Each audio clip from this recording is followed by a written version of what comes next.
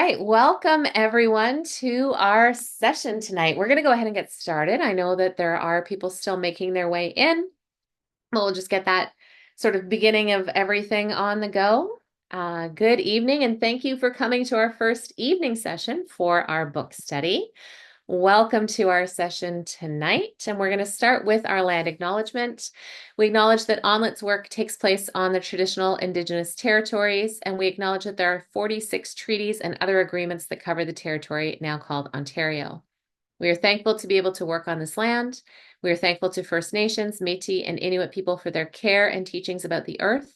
This acknowledgement reminds us of our responsibilities to our relationships and to the ancestral lands on which we learn, work, and live. So good evening, everyone, and welcome to our first evening session. We have 4 of these evening sessions building on the 4 morning sessions that we had, which are recorded. So if you didn't make it in the month of August, there was a lot going on and it was early in the morning. If you didn't make it to join us, those sessions are recorded and available on ONlit-org's website. Tonight, we are going to chat about fluency. So we're going to go through chapter 5. And then we're going to meet every 2 weeks. So in 2 weeks from now, we will talk about reading comprehension, then vocabulary at the beginning of October. And near the end of October, we're going to weave it all together. So tonight's structure, we're going to chat for a little bit. You get to listen to me, and then I'm going to send you off to do an interactive task in the breakout room. So a little bit less discussion question and more like a thing to do together. We're going to look at a student profile. And then we are going to come back, chat a little bit more, and we have a prize. And our prize tonight is the ABCs of CBM. It's a great book. We're going to talk about CBMs tonight. So stick around until the end, and MJ will draw that when we get close to our last slide.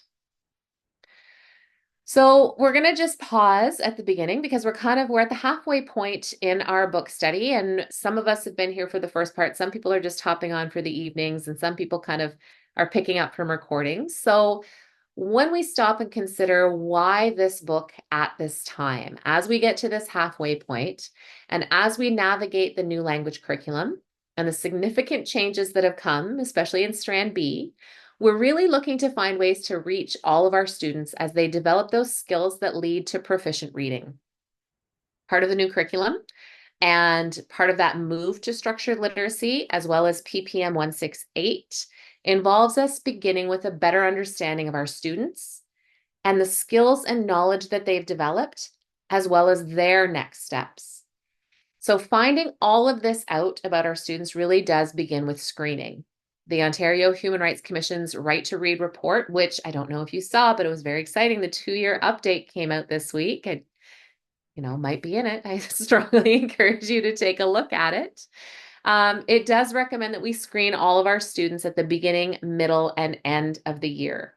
The Ministry of Education in our province has mandated one screening at the beginning of the year, and if the student does not reach benchmark, an additional screening, which most of you should be starting soon, or at least know about the plan that's coming in the next couple of months. So as we come back to that idea of why this book at this time, simply having the assessments in place is going to have very little impact on teaching or student learning if no one has the time or the expertise available to take that data and make it into usable information. So in this book study, we're really digging into those assessments and what to do with the results of those assessments. So in chapter 5 tonight, we are going to dig a little deeper into what is meant by reading fluency.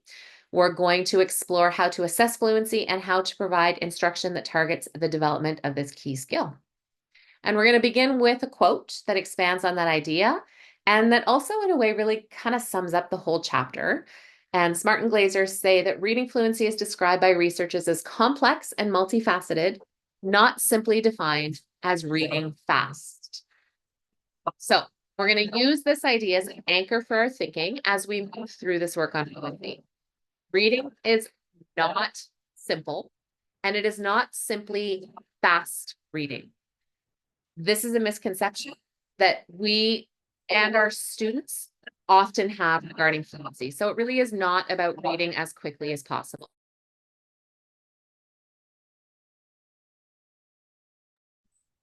So here's the definition of reading fluency from Jan Hasbrook and Deb Glaser, and it's reasonably accurate reading at an appropriate rate with suitable expression that leads to accurate and deep comprehension and a motivation.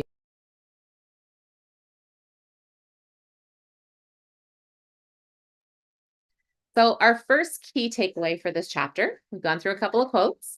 If we think about fluency really as being that complex and multifaceted, part of that is knowing that fluency, as was just defined in that previous slide, is comprised of three elements. We're looking at accuracy, which is a percentage amount that we're going to get. We're looking at the rate or the automaticity, which is the words correct per minute. And we're looking at prosody or expression.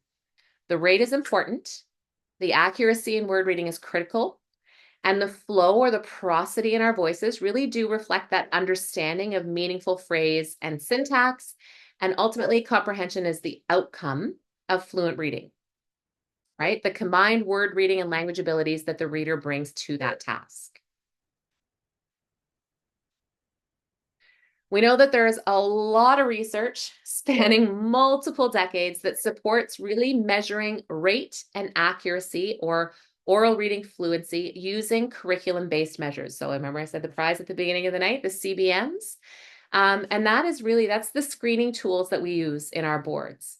So in our boards throughout Ontario, if you're in an English board, you are using either Acadience Reading K-6, or you're using Easy CBM, or you're using AimsWeb. If you are in Français or in French immersion, you are looking at Acadience Reading Français. And we administer these universal screenings to determine risk. So think back in our first session, we went through that outcomes-based model, and we talked about screening being the answer to the question, who?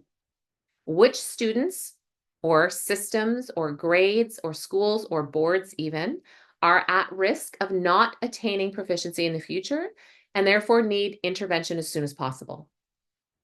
So what does screening for fluency look like? It's part of the screening that's called oral reading fluency. And we begin that in the middle of grade 1. And with Acadience for sure, I'm not 100% sure on the other two. I haven't looked too closely at the other ones yet. The student reads 3 passages for 1 minute each. And you get 2 scores. First, you get the percentage accuracy. And we get that by calculating the number of words read correctly in a minute divided by the total number of words that were read in that minute. And then if we're using the 3 passages, we take the mean, the middle of those scores. And then we also obtain a rate or automaticity score, and that's really just the words read correctly per minute. A lot of these CBM measures also include an oral retell component after each passage. They explain that in the book that the oral retell is for 2 reasons. The first is to catch what we call word callers. You know, the students that are really strong decoders, but don't have that comprehension. And the second reason is to convey the message to our students that the ultimate goal really is to make meaning of the text.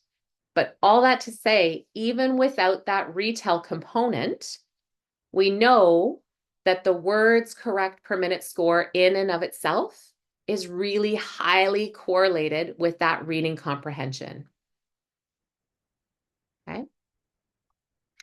Yeah, it is grade 2 and up. It's actually middle of grade or end of grade 1 and up for the middle of grade 1 and up for oral reading fluency for Acadians. So our second key takeaway brings us here. Although it may seem counterintuitive, research has shown us that the words correct per minute scores on oral reading fluency passages is really strongly correlated with that reading comprehension. We're going to take a look at how much so on the next slide. But on page 132 of the book, the authors explain that for students at all levels, but particularly for our kiddos that are at the beginning stages of learning to read, oral reading rate is really strongly correlated with a student's ability to comprehend both simple and complex texts. The authors do give us a little bit of caution here, and they do say that some educators prematurely and incorrectly sometimes conclude, I know I have, that when a student performs below benchmark on that oral reading fluency assessment, that should be the only focus of our instruction. But that's going to bring us to our interactive task tonight. So we're going to take a look. But before we do that, I just wanted to come back to that idea of oral reading rate being strongly correlated with a student's ability to comprehend the text. So we've got a lot of researchy stuff up on here, but it's going to unpack this idea a little bit more. So if we think about oral reading fluency as a proxy for comprehension, the theory is that doing a skill successfully necessitates those automatic subskills. And so what this research team found was that oral reading fluency scores correlated with reading comprehension much more strongly than other comprehension assessments, such as asking and answering questions, such as recall, so like that oral retell of a passage, or even a closed task where we're filling in the blanks with the correct word. So in research, if we look at what's going on up here, if we think about a perfect correlation being 1.0, a correlation of 0.91 is considered to be really incredibly quite strong. So all that to say, if we think of our students as becoming fluent readers and we think back to that Scarborough's reading rope, we often hear fluency described as the bridge to comprehension. But it's also important to note that that's that reciprocal between fluency and reading comprehension. It's going back and forth. It's not a one-way bridge. And so we've got that link to, if you do want to get into the theoretical, empirical, and historical analysis, that link is available for you in the chat. And it's going to talk to you about that a little bit more if you do want to dig into that idea. In the meantime, we're going to move into our interactive task. And just as a reminder, here are our norms for our group tasks together. We are contributing to the conversation, take up space, contribute, but remember that others need space too. Be cognizant of different experiences, engage critically with the content, don't allow your first thought to be your only thought, and know that growing and learning means that you may shift your position, you may revisit your assumptions, and you may advance your thinking. So your task for tonight. We are going to pop a link to the ONlit decision tree into the chat. You're going to want to grab that before you go. And in your rooms, you're going to be looking at this case study, and I'm going to project that into your rooms here. And you're going to use the decision tree in order to work through the questions being posed. So we're going to look carefully at the case study. So the screening data is for Jarrell, a grade 5 student, and it shows that his accuracy percentage is 98%, which is benchmark. Jarrell's oral reading rate, however, is below benchmark. So the reading rate is 113 words correct per minute. The benchmark here is 120. The teacher observes that Jarrell reads very cautiously. So in your group, you're going to chat. You're going to use the decision tree to guide you in determining next steps for instruction or intervention for the student. And you're going to take a look at your book at those practice activities beginning on page 57. And what would you do to support Jarrell's reading and why? So we're going to send you off for about 10 minutes to have that little chat. And I'm going to play around with the screen sharing and get this shared into your breakout rooms. Okay, so thank you so much for engaging in that. We saw lots of microphones going and lots of chatting going on. Just to give you a short little debrief, because I'm sure you discussed and noticed some of the same points that I'm going to be mentioning. For Jarrell in grade 5, we see that there is no concern regarding accuracy. However, the student's rate, words correct per minute, or level of automaticity is below benchmark. And so we want to hone in on building the student's fluency skills. So perhaps as a next step for instruction, we might be looking at strategies such as timed repeated readings, paired repeated readings, partner readings, and we're going to look at some of those strategies in a little bit. But before we do, I just want to look at one more student, and I'm not going to send you off to breakout rooms again, but this is Aldisha. And this is another really interesting profile that we sometimes see where a student reads at a good rate, but is making many errors. And we know that we can't ignore accuracy. That's that key underpinning skill. But in this case, we would want to administer a phonics diagnostic so that we would really be able to pinpoint a specific skill gap and plan instruction aligned with those best practices accordingly. So we need to remember screening data is a fantastic and very necessary piece. Please don't tell me, don't assume that I'm saying screening should not happen. But what I'm saying is it is one piece of information. And we are always interpreting that data within the context of classroom observation, triangulating data. We are problem solving to gain a clear picture of a learner's strengths and needs. We're using that screener to say, hey, there's a red flag, and then we're using all these other tools and all these things we know about the student to learn more. So as we continue with this idea of instructional next Like steps, I'm we are going to talk no about camera. an influential model of learning and instruction, and that is Herring and Eaton's instructional hierarchy. So this is not a model that is specific to reading fluency, but rather we thought it would be worthwhile to include it in as a bigger picture model of learning and instruction. And we did have a really great, the final podcast of this season with Amanda Vanderhayden, which is in the chat right now. That's all about the instructional hierarchy, and it actually goes into it from a math perspective, which was an interesting parallel with the reading. So although this isn't specific to reading fluency, we're going to take another look here. And the big idea here is that students progress through 3 phases when they are learning something new. So they're passing through acquisition, fluency, and generalization. And this framework connects student performance to instructional decisions and to actions. So when our students are in that acquisition stage, their performance might be effortful. It's going to be slow. It's going to be hesitant. There's going to be a low rate of response. There's likely going to be a high rate of errors. And the goal of instruction here is going to be to build accuracy. Things like frequent prompts. We're looking for immediate feedback. We're looking for lots of examples. We're looking for non-examples. We're controlling the task presentation so that students have successful practice with correct responses. As our students progress, they're moving into that fluency building stage. And at that stage of learning, they tend to be accurate, but slow. So errors tend to dissipate. The goals shift towards building fluency. So going into that accuracy, getting a little bit more into the speed. This might look like intervals of practice. It would look like opportunities to respond. It would look like delayed feedback and goals and reinforcement for more fluent performance. When our students move into that generalization and adaptation stage, they're fluent. This is when they're accurate and they've got that rate, that speed there. And we want to give them opportunities here for application and problem solving using varied tasks. And we want to fade out those supports.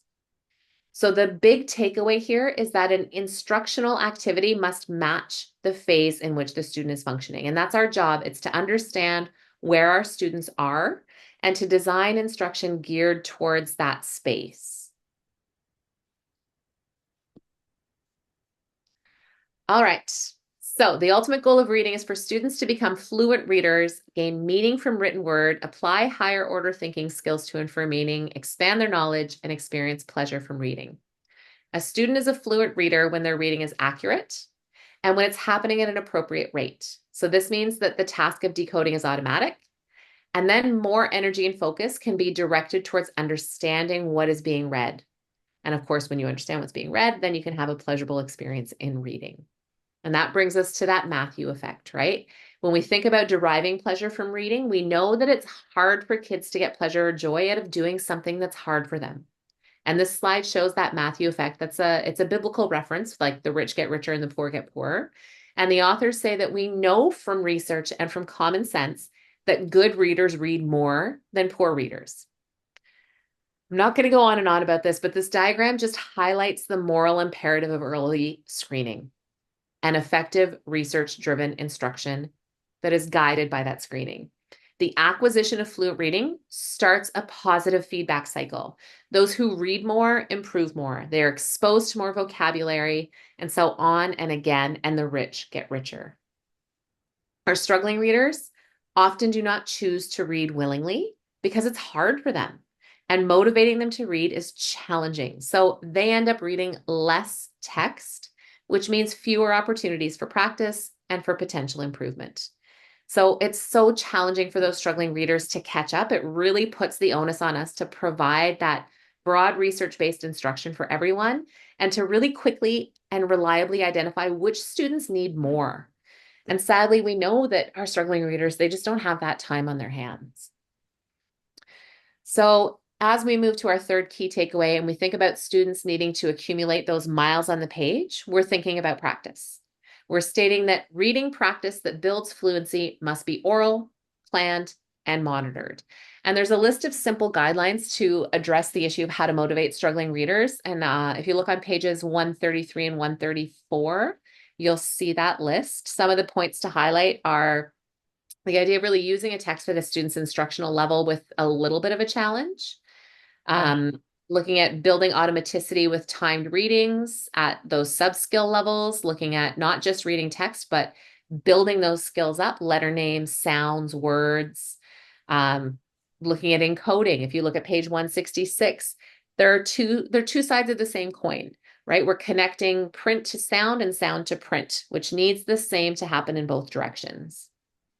You could ask for a simple retell to talk a little bit more about comprehension. You could use decodable text. You could practice more often in short spurts, like several times sprinkled throughout the day, rather in those big, longer stretches. Model, model, model, model, model, model. Provide immediate feedback, and then have students reread the sentence.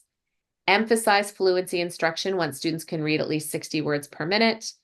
And have students chart their own progress. It's super, super cool. They're super, super motivated when they see their own gains and when they're competing with themselves.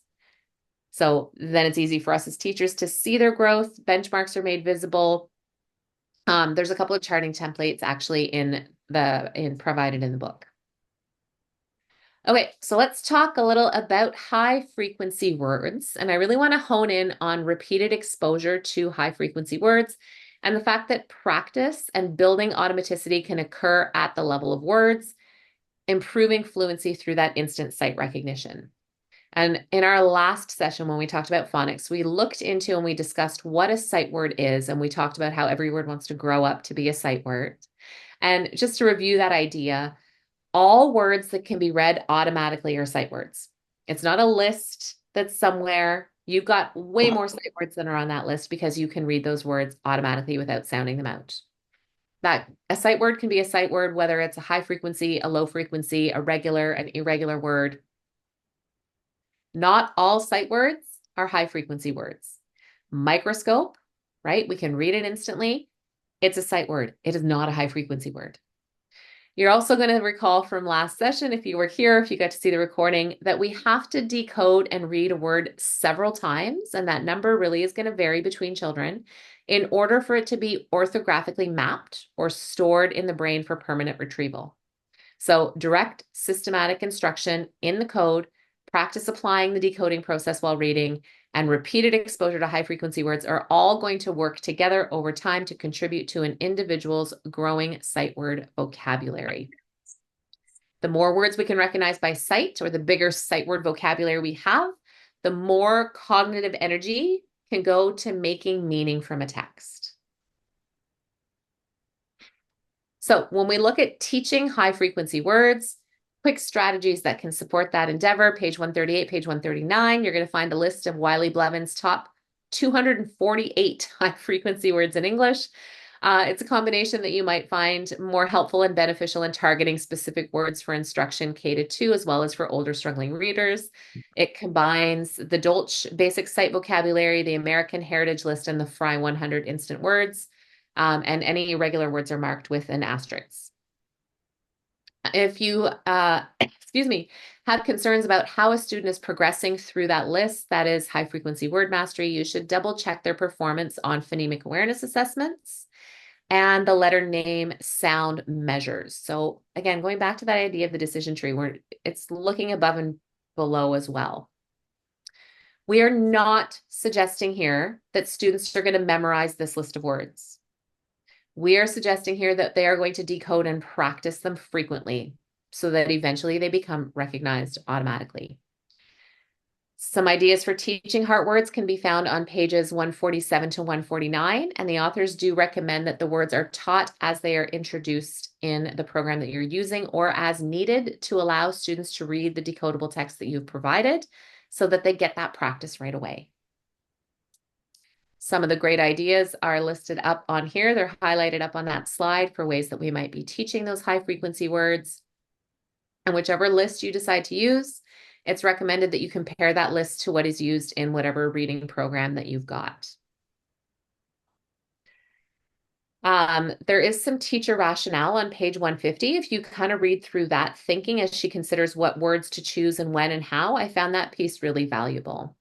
We're also going to share in the link another resource from Avon Maitland District School Board, another fluency grid with the high frequency words aligned with the U-Fly lessons. So that's in the chat for you. If we move beyond the word level to sight word building, to consider practice for fluency. There's a bank of activities in the chapter, but I'm going to highlight a few of them. Echo reading. The stronger reader goes first. The second reader rereads the same text right after while tracking print to avoid that potential mimicking. Modeling. Having students hear accurate, fluent reading is hugely valuable. Think read alouds here. Simultaneous oral reading. So you can see this in more detail on page 160, but basically the student tracks print with teacher guidance, and the teacher reads into the student's left ear at a slightly quicker pace and a bigger, louder, while the student tries to match that teacher's voice. So they practice a few times and then the student tries independently. And this is recommended for like a few minutes at a time. And of course, repeated reading, for which there are slightly different ways to accomplish. So if we look a little bit more about that strategy, the quote is that repeated readings can be an effective way for struggling readers to get miles on the page. And page 158 does give you a lot to dig into in this strategy. This process has an extensive research base behind it. It's been found to be effective at improving accuracy, rate, prosody, and comprehension. Keep in mind for our younger students, our struggling readers, this can also be practiced at that subskill level. So it doesn't have to be a text every single time. We could be working on letter names. We could be working on sounds, words, sentences, not necessarily a full passage all the time. And we're going to share a link to this, this video. It's a fantastic video. It's brief. It highlights timed repeated reading. And in repeated reading, which we're going to see repeated 3 times in this video, research tells us that 3 to 5 times is optimal. Students are repeatedly exposed to the same text or words. And this should help students recognize the text or the words more efficiently. And from there, goals are set to gradually increase reading rate and accuracy. And once this is achieved, students get to move on to more challenging text. And after each reading, the teacher then shares with the student the number of words read correctly and gives them some feedback. And then you could chart this, you could graph it to support that motivation. So we are going to share that with you in the chat, but the video and we're going to share another link in the chat, repeated reading implementation guide. Excellent guide from Stephanie Stoller, like everything she does, easy to use, it's accessible. Both of those, if you don't grab them in the chat, we are going to remember to put all the links into the email that we send to you with the recording, but they are both also available on the ONlit resource library. Our last takeaway for chapter 5. There's strong evidence that our students need to read at the 50th percentile as a minimum to support comprehension. There is evidence that the 75th percentile is optimal, but that said, striving for 75th may be frustrating for students and teachers, and it may give us an inaccurate impression that it's about speed. This slide is meant as a reminder that fast reading is not the same as fluent reading. The next slide is going to show us those norms, and you can take a screenshot, but if you just Google it, you'll find it super easy. It's the first thing that comes up. And we can use this chart to compare student performance on 1-minute oral reading fluency assessments. And you can see those norms at various percentiles. Basically, all you do is you pull a grade level text, and you can find those all over. Acadians has them in their downloadable material that you can use. ReadWorks has grade level passages. Common Lit has grade level passages. You can find them all over the place. What you're going to do is have that student read for a minute, and you're going to look at those norms, and you're going to aim for that 50th towards 75th percentile. Lexi has also got them if you have access to that. There's lots of different places you can find that. And that's the chart that you can find. You can take a screenshot of it, but you can also find it if you just Google oral reading fluency norms. Okay, so we come back to this image at the end of every chapter, and it really does outline that lesson framework that is represented by the acronym STEPS. And we are going to remember that at the end of the day, the magic is in the instruction. So at the end of chapter 5, you are going to find a sample scripted lesson plan for a small group where the focus is on fluency building through repeated reading. The lesson includes vocabulary and decoding instruction, and this teacher has set a goal of 95% of his class being at benchmark by the end of the year. As always, you're going to find a bank of fluency practice activities, and we are going to put one more great link in the chat for you, and that is the Reading Road Trip podcast, all things fluency with Dr. Jan Hasbrook, who had those reading norms that we saw on the previous screen. And we went nice and quick tonight, so we are already at our winner. And I will see you again in 2 weeks. We're going to look at chapter 6, which is that reading comprehension chapter, 7:30 p.m. for our English folks. If you do prefer to do this in French, we are here at 6:30. And all of the recordings and all of the slide decks are available on the ONlit site. And what we are going to do now, because we're done a little early, we're going to turn off the recording. And if you want to stick around and chat about anything, I'll stay for a couple of extra minutes. Have a great evening. I hope you had a great start to the school year, and I'll see you in 2 weeks.